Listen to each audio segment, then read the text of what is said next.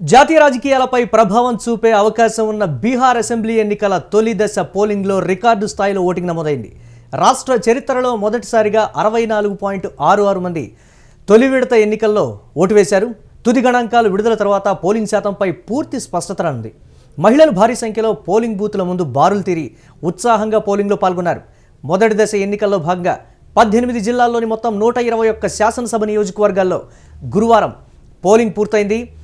బక్సర్, ఫతుహా, సూర్యగఢ్ తదితర ప్రాంతాల్లో కొన్ని పోలింగ్ కేంద్రాల్లో ఓటింగ్ను జనం బహిష్కరించారు. అత్యధికంగా ముజఫర్పూర్ జిల్లాలో 70.96%, సమస్తీపూర్లో 70.63%, మాధేపురాలో 67.21%, వైశాలిలో 67.37%, సహర్సాలో 66.84%, ఖగారియాలో 66.36% ఓటింగ్ నమోదైనట్లు ఎన్నికల అధికారులు వెల్లడించారు.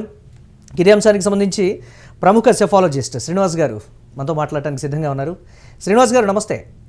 నమస్తే. బీహార్ ఎన్నికల్లో రికార్డు స్థాయిలో పోలింగ్ శాతం నమోదు కావడానికి దోహదపడినటువంటి ప్రధానమైన అంశాలు ఏంటి? అసలు సింపుల్ గా చెప్పాలంటే ఒకటి ఏంటంటే మై ఫార్ములా.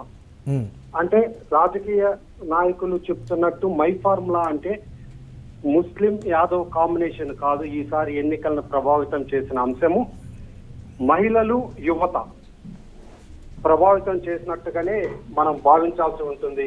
మురళి, ఇక్కడ ఏంటయ్యా అంటే ఇక్కడ ఈ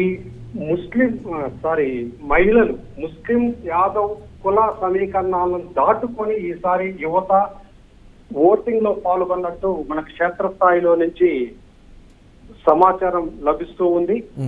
ఎందుకయ్యా అంటే ఇతర రాష్ట్రాలకి వలస వెళ్లాల్సిన దుస్థితిలో బీహార్ యువత అనేది ఉండిపోయింది. వాళ్ళకి ఉపాధి అవకాశాలు లేవు స్థానికంగా. దాంతో గత 20 సంవత్సరాల నితీష్ పాలన పట్ల యువతలో పెద్ద ఎత్తున అసంతృప్తి అనేది వెల్లడవుతున్నట్టుగానే తెలుస్తూ ఉంది.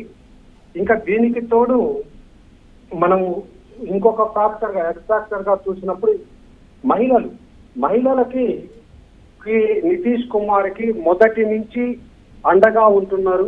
ప్రతి ఎన్నికల్లోనూ గత 3 ఎన్నికల్లో చూసినా ప్రతి ఎన్నికల్లో కూడా మహిళలు పురుషుల కంటే కూడా ఎక్కువ శాతం, లాస్ట్ ఎలక్షన్ చూసినా 18% పురుషుల కంటే మహిళా ఓటర్లు నితీష్ కుమార్ కి ఉన్నటువంటి ఎన్డీఏ కూటమికి ఓటు వేయడం జరిగింది. ఈసారి అయితే దాంట్లో కొంత చీలిక అనేది కనిపిస్తూ ఉంది. ఎందుకు అంటే నితీష్ కుమార్ ఏం చేశాడు అంటే ఎన్నికల జిమ్మిక్కుగా మహిళలకి ప్రతి ఒక్కళ్ళకి 10,000 రూపాయలు, అంటే మనకి ఇక్కడ ఉన్న స్వాత్వా మహిళల్లాగా మహిళా గ్రూపులు ఉన్నట్లే అక్కడ ఉన్నటువంటి జీవికా దీది గ్రూపులకి ప్రతి గ్రూప్ లో ఉన్న మహిళకి 10,000 రూపాయలు చొప్పున ఎన్నికలకు ముందు ఇవ్వడం, దాదాపు 1,21,00,000 మంది మహిళలకు ఇవ్వడం జరిగింది. దీంతో మనం చూసాము మధ్యప్రదేశ్ ఎన్నికల్లోనూ లడ్కీ బెహన్, అలాగే ఇదే స్కీమ్ ని ఏక్నాథ్ సింధే మహారాష్ట్రలో కూడా మహిళలకి ఎన్నికల ముందు ప్రవేశపెట్టి బీజేపీ గెలుపొందడం జరిగింది. అదే ఎత్తుగడతోటి నితీష్ కుమార్ కూడా బీహార్ లో ఈ పథకాన్ని ప్రవేశపెట్టడం జరిగింది. అయితే దీనికి విరుగుడుగా ఇండియా బ్లాక్ మహాగఠబంధన్ అనేది, మహాగఠబంధన్ లో కీలక నేత అయినటువంటి ఆర్జేడీ నేత తేజస్వి యాదవ్ ఏం చేశాడు అంటే ప్రతి మహిళకి మేము అధికారంలోకి వస్తే ప్రతి మహిళకి నెలకి 2,500 రూపాయలు చొప్పున సంవత్సరానికి 30,000 రూపాయలను మీ అకౌంట్ లో జమ చేస్తామని హామీ ఇవ్వడం జరిగింది. అలాగే ఈ జీవికా దీదీలు అనేది వీళ్ళు చాలా ప్రభావితవంతంగా ఉంటుంది మహిళల పైన. వీళ్ళకి కూడా నెలకి 30,000 రూపాయల పారితోషికంతో మీకు ప్రభుత్వ ఉద్యోగుల్లాగా, అంటే ఇప్పుడు ఉన్న విధంగా కాకుండా వాళ్ళకి రెగ్యులరైజేషన్ చేస్తాననేది హామీ ఇవ్వడం జరిగింది. దీంతో పాటు ఇంకా ఆకట్టుకోవటానికి మహిళలని 200 యూనిట్లు ఉచిత విద్యుత్ అనేది కూడా బీహార్ లో హామీ ఇవ్వడం జరిగింది. అదే విధంగా ఎన్డీఏ 125 యూనిట్లు ఉచిత విద్యుత్ ఇస్తానని చెప్పింది. కానీ దాన్ని మించి మహాగఠబంధన్ ను ఈ 200 యూనిట్ల ఉచిత విద్యుత్ అనేది ఆకర్షణీయమైన హామీగానే చెప్పవచ్చు. అలాగే తొలి విడత ఎన్నికల్లో వలసల ఓటర్ల ప్రభావం ఎలా ఉందనేది ఒక ప్రధానమైనటువంటి ప్రశ్న శ్రీనివాస్ గారు. దీన్ని ఎలా విశ్లేషించవచ్చు? అంటే ఇక్కడ మనము వలసల అనేది ప్రతిసారి వలస ఓటర్లు పాల్గొన్న ప్రతిసారి నితీష్ కుమార్ కి లబ్ధి చేకూరుతూ ఉంది. అంటే బీహార్ ఆర్థిక సర్వే గణాంకాలను మనం పరిశీలిస్తే బీహారీలు ఉపాధి కోసం దేశంలో ఉన్న వివిధ రాష్ట్రాలలో కనీసం 3 కోట్లకు పైగా ఉపాధి కోసం వెళ్ళి అక్కడ జీవనోపాధి పొందుతున్నట్లు గణాంకాలు తెలుపుతున్నాయి మురళి. అయితే వీళ్ళలో సుమారు 50 లక్షల మంది వలస ఓటర్లు ఉన్నట్టు తెలుస్తుంది. వీళ్ళలో కూడా ముఖ్యంగా మనం బీజేపీ పాలిత రాష్ట్రాలలోనే ఈ వలస కార్మికుల సంఖ్య ఎక్కువగా ఉంది. బీహారీ వలస కార్మికులు వెళ్ళటం అనేది జరుగుతుంది ఉపాధి కోసం. ఢిల్లీలో 12% మంది దాకా ఉంటారు. అలాగే గుజరాత్ బీజేపీ కంచుకోటగా ఉన్నటువంటి గుజరాత్ రాష్ట్రంకి 8%, అలాగే మహారాష్ట్రలో కూడా 7% మంది ఉపాధి కోసం బీహారీలు వెళ్ళి అక్కడ పనిచేస్తున్నారు. అయితే వీళ్ళని మనము చూసినప్పుడు బీజేపీ ఈసారి చాలా నయా స్ట్రాటజీని ప్లే చేసింది. అంటే ఎన్నికలకు 4 నెలల ముందే జూలై నుంచి ఢిల్లీ, గుజరాత్, మహారాష్ట్రలో ఉన్న బీహార్ వలసదారులు ఎవరైతే ఉన్నారో వాళ్ళని గ్రూపులుగా ఏర్పాటు చేసి వాట్సాప్ గ్రూపుల్ని ఫామ్ చేసింది. అలాగే వాళ్ళతో నిరంతరం టచ్లో ఉంటూ వీడియో కాల్స్ ద్వారా సమావేశాలు నిర్వహిస్తూ వారిని తమ వైపు తిప్పుకునేందుకు స్ట్రాటజీగా వర్క్ చేసింది. అయితే ఇక్కడ మహాగఠబంధన్ కి ఇక్కడ కలిసి వచ్చిన అంశంగా ఏం చెప్పవచ్చు అంటే ఈ వలస ఓటర్లలో పొట్టకోటి కోసం ఇతర రాష్ట్రాలకు వెళ్తున్నటువంటి ఈ బీహారీలు తాము అంటే 2వ పౌరుడుగానే ఆ ప్రాంతాలలో జీవించాల్సి వస్తుందనే బాధ అనేది వాళ్ళలో వ్యక్తమవుతూ ఉంది.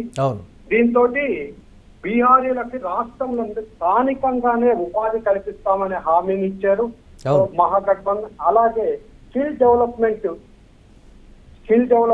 కేంద్రాలను కూడా ఏర్పాటు చేస్తామనే హామీ ఇచ్చారు. అలాగే స్టేట్ లో పారిశ్రామిక అభివృద్ధి లేకపోవడంతోనే, పెట్టుబడులు రాకపోవడంతోనే ఇక్కడ ఉన్న యువత అంతా ఉపాధి కోసం వెతుక్కుంటూ ఇతర రాష్ట్రాలకు వెళ్తున్నారు.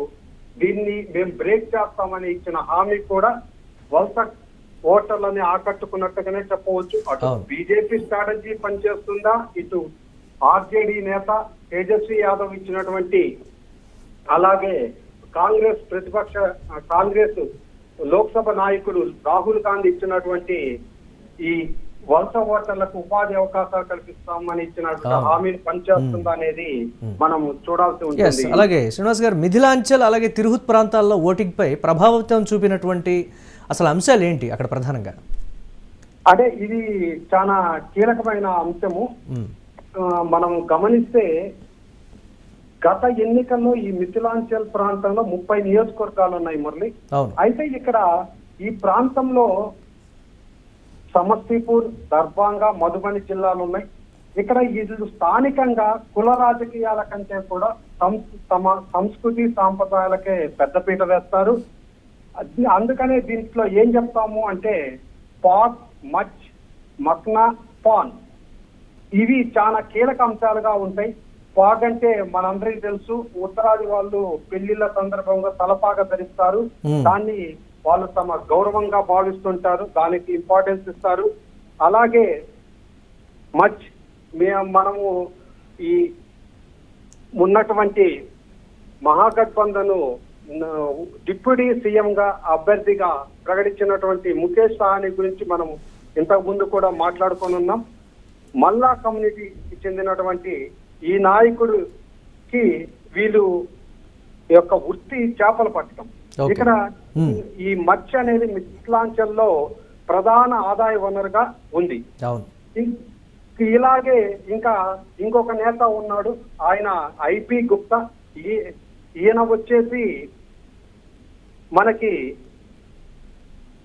ఈ కమ్యూనిటీ వచ్చేసి బేసిక్ గా ప్రధానంగా వాళ్ళు పాన్ తయారు చేసి పానులను సాంప్రదాయ పానుల మీద ఆధారపడి అవును. జీవిస్తూ ఉంటారు. అవును. అయితే ఇక్కడ ఏంటంటే ఈ పాన్ ని నమ్మలటం అనేది వాళ్ళు ఒక గౌరవ సూచకంగా ఒక హోదాగా భావిస్తారు. Okay. ఇలాంటి కీలకమైన ఈ ఇద్దరు నాయకులని మహాగఠబంధన్ లో చేర్చుకోవటంతో గతంలో ఈ 30 స్థానాల్లో 23 స్థానాల్లో ఎన్డీఏ గెలిచింది. దాన్ని బ్రేక్ చేయడానికి మహాగఠబంధన్ లో ఈ మల్లా కమ్యూనిటీకి చెందిన 2.6% ఓటర్లు, Yes. అలాగే 1.7% ఉన్నటువంటి ఐపీ గుప్తా ఐఐపి పార్టీ అంటాం. ఈ ఇద్దరు నాయకులు చేరటం వల్ల కొంత మహాగఠబంధన్ కి ఈసారి ఈ స్థానాల్లో కొంత అనుకూలత పెరిగిందని చెప్పవచ్చు.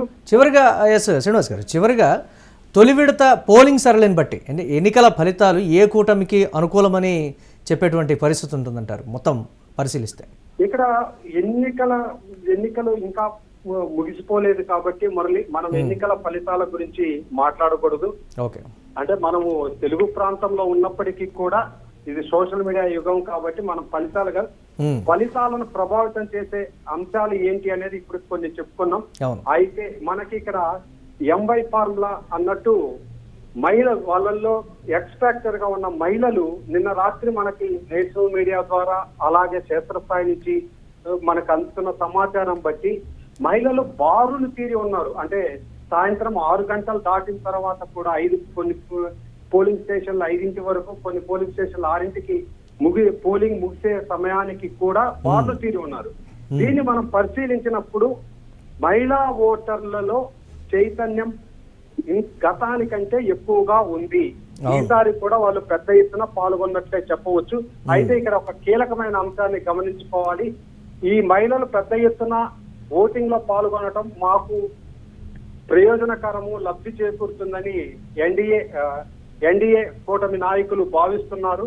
అయితే మన తెలుగు రాష్ట్రంలో 2019 ఎన్నికలు మీకు గుర్తుండే ఉంటుంది. ఆంధ్రప్రదేశ్ ఎన్నికల్లో పసుపు కుంకుమ అని పథకాన్ని చంద్రబాబు నాయుడు గారు ఆ రోజు ఎన్నికలకు ముందు ప్రవేశపెట్టాడు. దాంతో ఆ రోజు కూడా చాలా పోలింగ్ కేంద్రాల్లో మహిళలు పెద్ద ఎత్తున టైం అయిపోయిన తర్వాత కూడా, పోలింగ్ సమయం అయిపోయిన తర్వాత కూడా క్యూలలో ఉంటే ఆ రోజు కూడా టీడీపీ నేతలు భావించింది ఏంటంటే ఈ మహిళా ఓటర్లంతా మాకే ఓటు వేస్తారు అని భావించారు. కానీ ఫలితాలు వచ్చేసరికి పూర్తిగా భిన్నంగా వచ్చాయి. అలాగే 2024 ఎన్నికల్లో కూడా వైఎస్ జగన్ గారి పార్టీ అయినటువంటి వైఎస్ఆర్సీపీకి మహిళలకు చేసినటువంటి లబ్ధి వలన మహిళలు మాకు ఓటు వేస్తారని భావించారు. కానీ చివరికి ఎన్డీఏ కూటమి అంటే టీడీపీ పార్టీ నాయకత్వంలో ఎన్డీఏ కూటమి 164 స్థానాలు అవుట్ ఆఫ్ 175 స్థానాలు గెలవడం జరిగింది. కాబట్టి మనము ముఖ్యంగా ఇక్కడ 80 ఫార్ములా అనేది గతంలో చెప్తున్నటువంటి ముస్లిం యాదవ్ కాకుండా ఈసారి ఖచ్చితంగా బీహార్ ఓటర్లలో అయితే ఒకంత ఆలోచన విధానంలో కావచ్చు, లేకపోతే ఇతరత్ర అంశాలన్నింటినీ కూడా పరిగణలోకి తీసుకొని మార్పు అయితే వచ్చిందనేది అయితే విశ్లేషకులు కూడా చెప్తున్నటువంటి మాట. శ్రీనివాస్ గారు, thanks for your valuable analysis. Thank you.